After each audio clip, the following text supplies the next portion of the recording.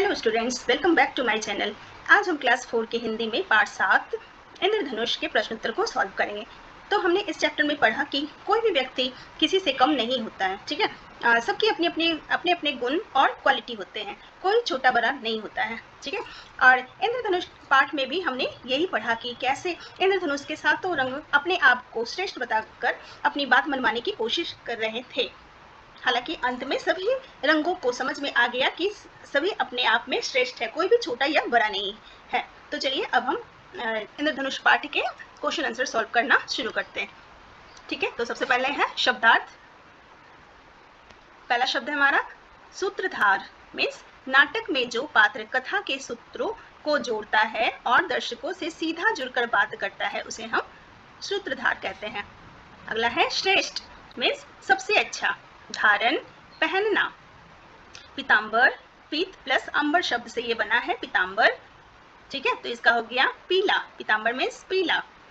अंबर, अंबर means वस्त्र अर्थात पीले वस्त्र। श्रृंगार मीन्स सजावट। दर्शाना मीन्स दिखाना। अर्ध, अर्ध मीन्स आधा।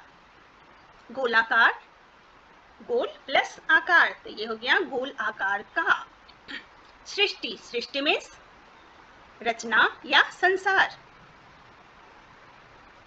अगला नीचे एक मुहावरा दिया गया है, अपने मुंह मियां मिट्ठू बनना। मीन्स अपनी प्रशंसा खुद करना। नीचे श्रुतलेख के कुछ शब्द दिए गए हैं, वर्षा, ऋतु, कुदरत, प्रवेश, खुशहाली, ईश्वर, धरती, श्रेष्ठ, पीतांबर, धारण, श्रृंगार, तपस्या, प्रतीक, स्वास्थ्य, गहराई, दर्शाना, शांति, इंद्रधनुष, सृष्टि, ठीक है। अब हम प्रश्न उत्तर सॉल्व करना शुरू करते हैं। तो पहला हमारा मौखिक प्रश्न है, निम्नलिखित प्रश्नों के उत्तर दीजिए। क, बहस किस किस के बीच में छिड़ी थी? है बहस इंद्रधनुष के रंगों के बीच छिड़ी थी।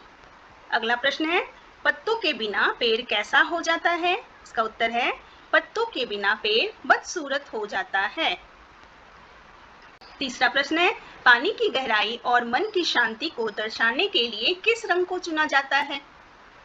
तो इसका उत्तर है, पानी की गहराई और मन की शांति को दर्शाने के लिए जामुनी रंग को चुना जाता है। नंबर 4, सारे रंग हाथ पकड़कर क्यों खड़े हुए? उत्तर, बादल के गरजने और बिजली के चमकने के कारण सारे रंग हाथ पकड़कर खड़े हुए, ठीक है। अगला है लिखित प्रश्न। निम्नलिखित प्रश्नों के उत्तर लिखिए। पहला, नीला रंग अपने आप को श्रेष्ठ क्यों कह रहा था? उत्तर, आकाश, समुद्र और नदियों के रंग में रंगे होने के कारण नीला रंग अपने आप को श्रेष्ठ कह रहा था। दूसरा प्रश्न, बसंत ऋतु में धरती का श्रृंगार किससे होता है? इसका उत्तर है, जब बसंत ऋतु आती है तो सरसों के पीले लहराते खेत से धरती का श्रृंगार होता है। तीसरा प्रश्न, मीठे और लाभकारी नारंगी रंग के फल कौन कौन से हैं? इसका उत्तर है, मीठे और लाभकारी नारंगी रंग के फल पपीता, संतरा और आम हैं।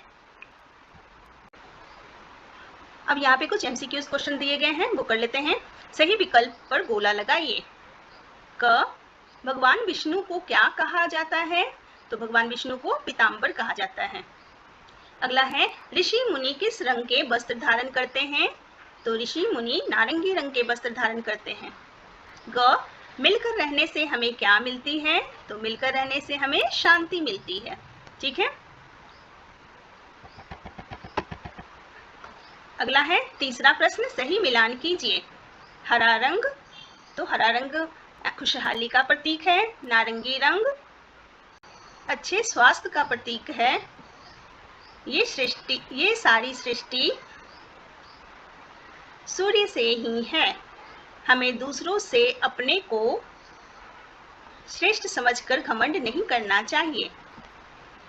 कई रंगों के मेल से प्रकृति ज्यादा सुंदर दिखती है।